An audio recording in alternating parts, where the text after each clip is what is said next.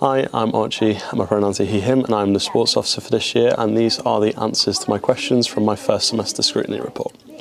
So to begin, in my report I spoke about be the influence and the trainer-trainers method. And the question was, how will I ensure that those trained will carry out the specific training back to their clubs?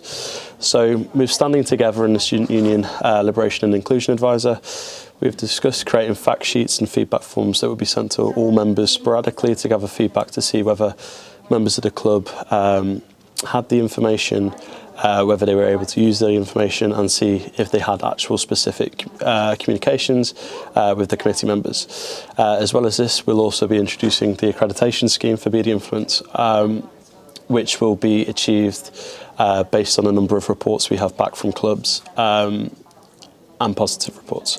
And that will be a bronze, silver, gold accreditation scheme, which will work towards their kind of club of the year and sports awards nominations at the end of the year, and will also be public for all existing members and new members coming in, so they can see what clubs are being as inclusive as possible.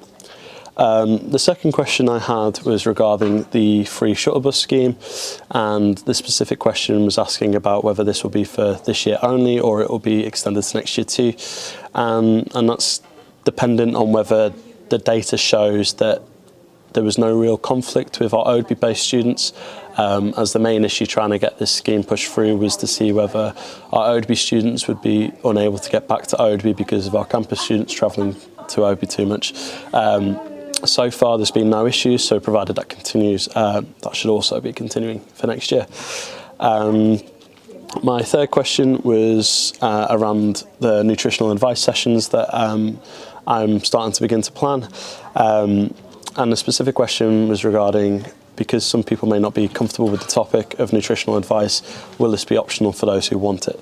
So the whole time that I've been thinking about this, it's always been an optional thing where people can drop in whether they choose they want to. It will never be compulsory, as we know that nutrition and food can be a very difficult topic for some students. This is solely there for those who want further information about healthy eating at university, as well as some of our student athletes that may want further information regarding anything to do with food, really. So it'll always be drop-in, but it will always make sure to be the most inclusive way possible. It won't be detrimental in any way. My fourth question was regarding the swimming lessons on my manifesto, and to see whether if there are any further aims to continue this for next year. And as far as I'm aware, this will continue to go ahead indefinitely now, working together with Sport and Active Life, the Let's Do Leicester programme and the Swimming and Water Polo Club. We will hope to continue this every year, providing students with the opportunities to learn to swim, as it is a lifelong skill. And finally, my last question was around the topic of the reduced sensory sessions in the gym, and how these sessions will be made to reduce sensory overload, and will there be specific classes.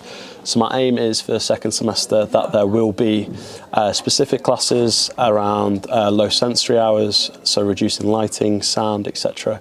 Hopefully once a week for an hour or so a week, so students who do feel a little bit overwhelmed going to the gym or do suffer with some level of sensory overload will be able to drop in here and there to these sessions, and hopefully have a calmer environment all round.